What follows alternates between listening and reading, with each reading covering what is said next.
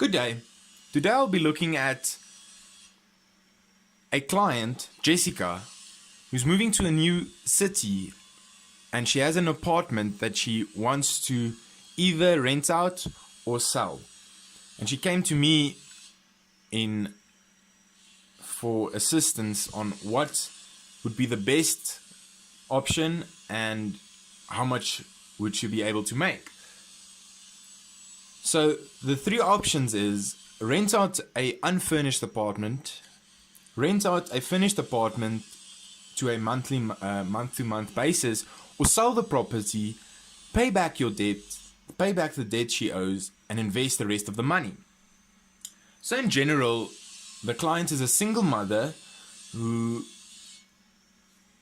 the apartment is in Linwood, and she's a professional engineer, which would say, if you look at, she's a single mother, meaning that one day her child might study at University of Pretoria, where the apartment is close by, which would be a very good key factor to remember.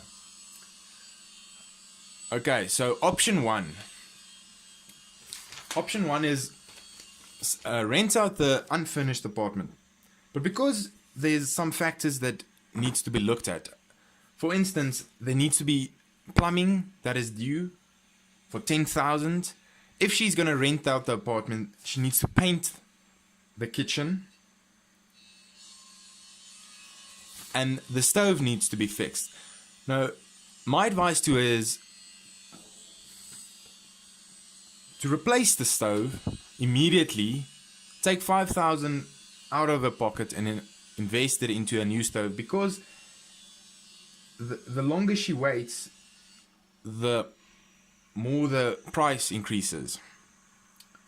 As well as she needs to replace tiles, or she needs to replace a carpet with tiles.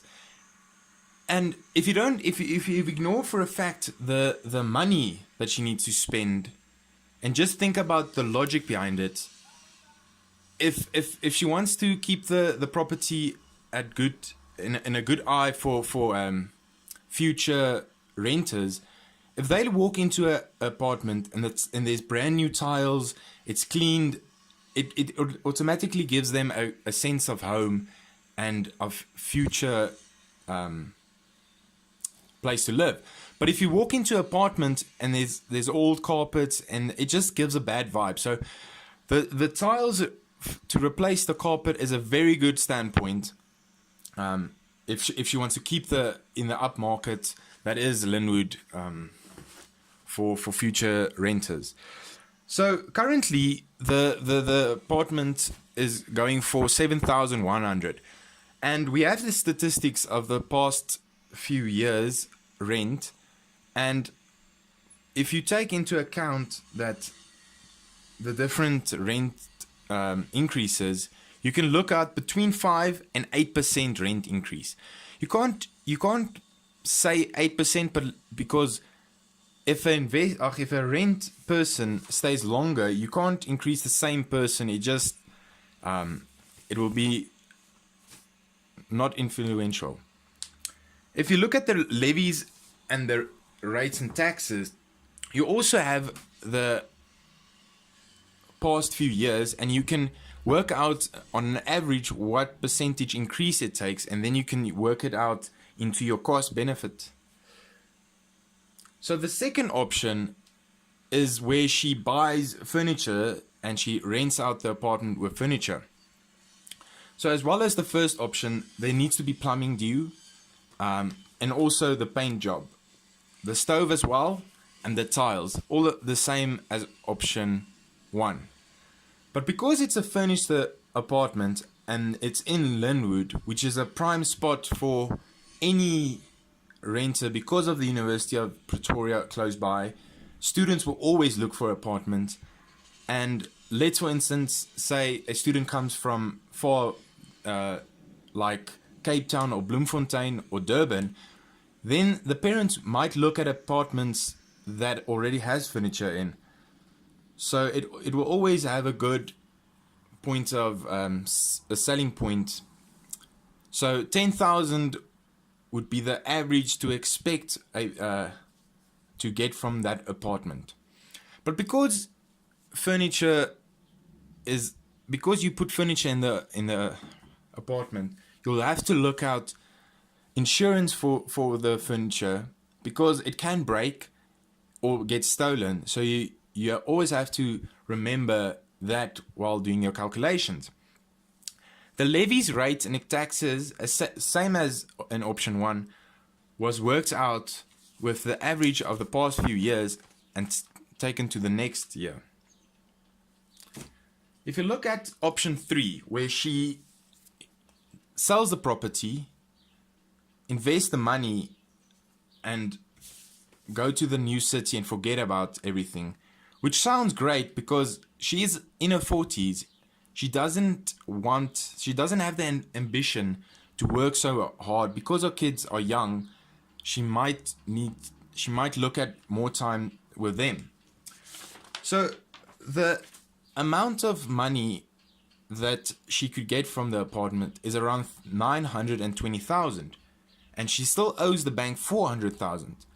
So if you sell the apartment, you'll roughly have 520,000 to invest. Now there's a different ways to invest. You can either invest into a bank, just get a solid investment and expect anything from 7 to 8% as average, or you can look at brokers investing for you.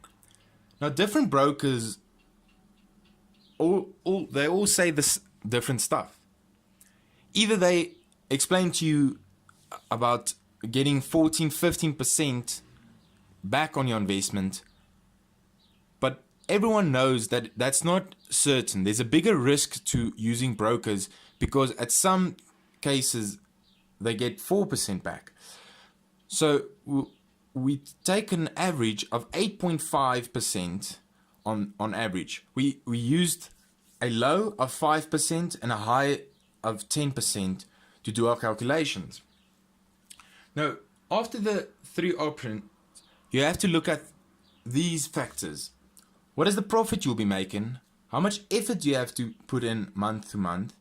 And what is the availability of the money? So if you look at this graph of rent unfurnished apartment, rent furnished apartment, pure investment, Standard Bank, and then the 3 brokers investment, you'll see that the total income for the apartments, the total expenses for like levies and mortgage, investment value, and then your personal tax, because she gets 950,000 per year, she falls into the tax bracket of 41%. So she'll pay 41% tax on her profit. Now if you look on the right hand side, there are the numbers of the profit she'll be looking at in 5 years time. If you scan through them, you'll see that rent furnished apartment is the highest amount. Second is the broker with a high of 10% return, and then the average broker of 8.5%. Standard Bank investment is the lowest, and second lowest is the rent with no furniture. So my advice to her is to rent the apartment out, because she has a young child that might one day study at University of Pretoria. It's always smart to have an apartment there because the prices will go up. Secondly, she's still young and still hard working, so she can still work hard with getting new renters.